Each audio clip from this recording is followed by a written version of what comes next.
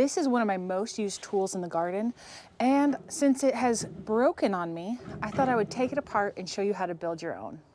I use this to sift my soil for seed starting and to rinse veggies I harvest from the garden. Let's go over what tools you need to do this project. You're gonna need some kind of saw to cut the wood, or you can get it cut for you 2 size at Home Depot or Lowe's. I'm using about 1 8-foot 2x4, not pressure treated or anything else. I didn't want any chemicals. These are just some remnants from some previous projects. You're gonna need 1/4-inch mesh hardware cloth. You want this because that's what's gonna be the sieve or the strainer to make sure that no huge chunks get through. You're gonna need, I'm using both a drill and an impact driver. You could get away with just a drill, but having both is a huge time saver. I'm using deck screws, which are coated so that they won't corrode. Honestly, use what you have. I'm a big believer in just using what you have. I'm using some leftover sample paint just to give it I'm gonna give it a coat of paint to protect it. This is about 3 years old. It's not in bad shape, but I think a little paint would help it last a little bit longer. I'm gonna try to use some staples to staple it in place. I've got pliers because I always make mistakes and have to pull out some of the staples, and a hammer. Additional tools. You'll also need a speed square, some wire cutters, and some leather work gloves to protect your hands from the hardware cloth. Now the plans for this exact design is going to be down in the description so that you don't have to come up with the numbers. But if you want to understand the principle so you can adjust it for your exact situation, I'm going to explain it. Basically, I wanted it wide enough to sit on top of the wheelbarrow without falling in, but I made a couple of mistakes, one of which is I put these too wide. I'm going to keep these wide, so this across the top and across the bottom, those are going to be the same, but I'm actually going to move these in a little bit so that this is exactly 2 feet wide. This is 2 foot wide, 1/4-inch hardware cloth, but there wasn't enough overlap on the lumber for us to get a good grip. So I'm going to bring that in a little bit.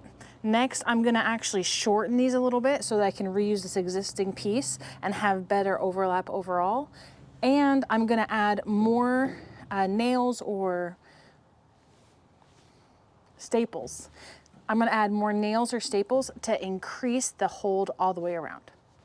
I like to cut mine at the exact same time so that I don't have to measure, because this project doesn't need to be perfect. It just needs to be good enough.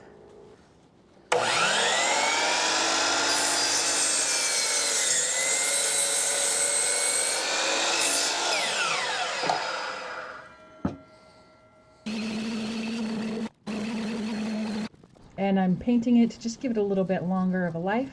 I'm paying really good attention to the ends of the boards, which tend to absorb more moisture and can lead to rot quicker.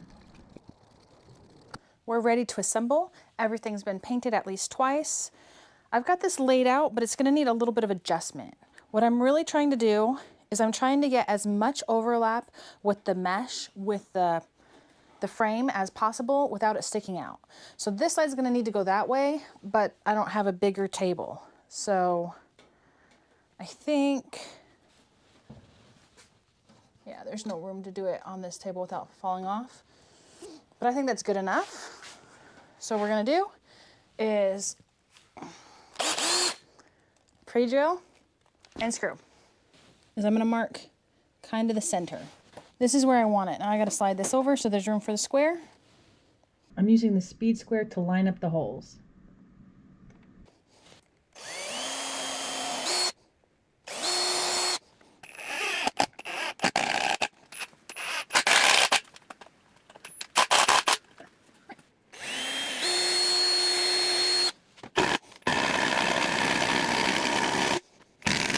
I tacked down the hardware cloth to make placement of the last side easier.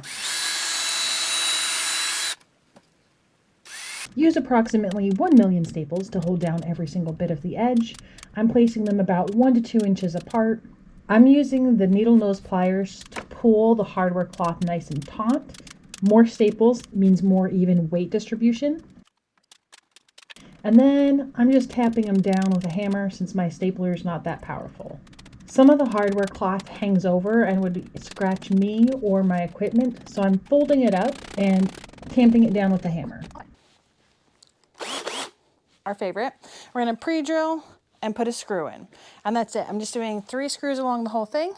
The battens that I'm putting on top of the hardware cloth provide a buffer to prevent the wheelbarrow from being scratched up, which then leads to rust. Make sure you sink the screw heads in below the surface, and you're done. Ta-da! All right, good enough.